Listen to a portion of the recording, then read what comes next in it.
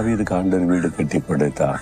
அப்போதான் அவர் ஜெபிக்கிறார், ஆண்டவரே உம்முடைய ஆசீர்வாதத்தினால் உமது அடியானின் வீடு என்றைக்கும் ஆசீர்வதிக்கப்பட்டிருப்பதாக. வீட்டுக்கு நம்ம எது ஆசீர்வாதம் நினைக்கிறோம்?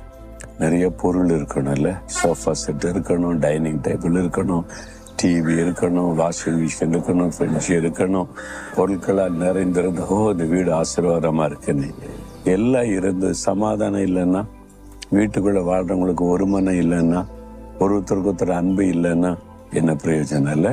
அப்போ ஒரு வீடு ஆசீர்வாதம்னா அது சமாதானம், சந்தோஷம், குடும்பத்திலே வாழுகிறவங்களுக்குள்ள ஒரு அன்பு, ஐக்கியம், அதான் உண்மையான சந்தோஷம். ஒரு பொருளுமே இல்லாட்டா கூட இருக்கிறத வச்சு சந்தோஷமா சமாதானமா இருந்தா அதான் பெரிய ஆசீர்வாதம். அப்போ இதெல்லாம் ஆண்டவர் தரமாட்டார, கேட்கக்கூடாதுன்னு தருவார்.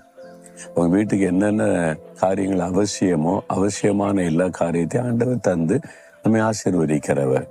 ஆனா முக்கியமானது கர்த்தருடைய ஆசீர்வாதம்.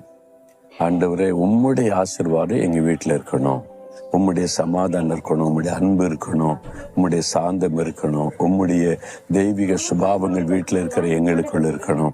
அதுதான் பெரிய ஆசீர்வாதம். உங்க வீட்டுல சமாதானம் இருக்குதா? உங்க வீட்டுல எல்லாருக்குள்ள ஒரு அன்பு, ஐக்கியம் இருக்குதா? உங்க வீட்டுக்குள்ள போன ஒரு நிம்மதி வருதா? உங்க வீட்டுக்குள்ள நுழைஞ்சாலும் எனக்கு ரொம்ப சந்தோஷமான இடம் என் குடும்பம் தான், என் வீடு தான் சொல்ல முடியுதா? நிறைய பேரால சொல்ல முடியல. எப்படா வீட்டை விட்டு வெளியே போகணும்னு வந்துடுறாங்க.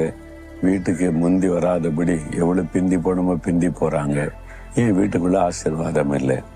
அப்ப இப்படி எவ்வளவு காலம் வாழ போறீங்க?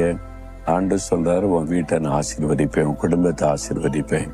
நீங்க கேட்டா உங்க வீட்டுக்குள்ள மாற்றத்தை ஆண்டவர் உண்டாக்குவார்.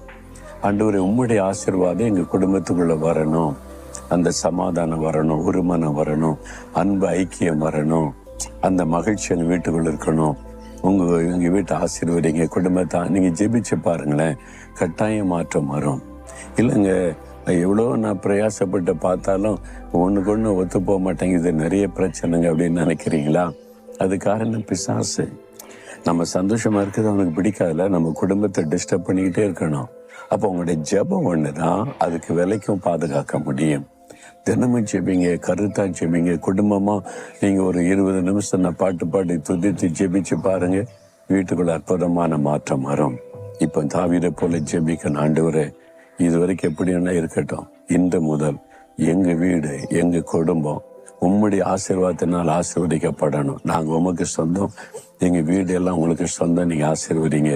ஜெபிக்கிறீங்களா? கருத்தா ஜெபிங்க பார்க்கலாம். ஆண்டவரே உம்முடைய ஆசீர்வாதத்தினாலே எங்களுடைய வீடு, எங்களுடைய குடும்பம்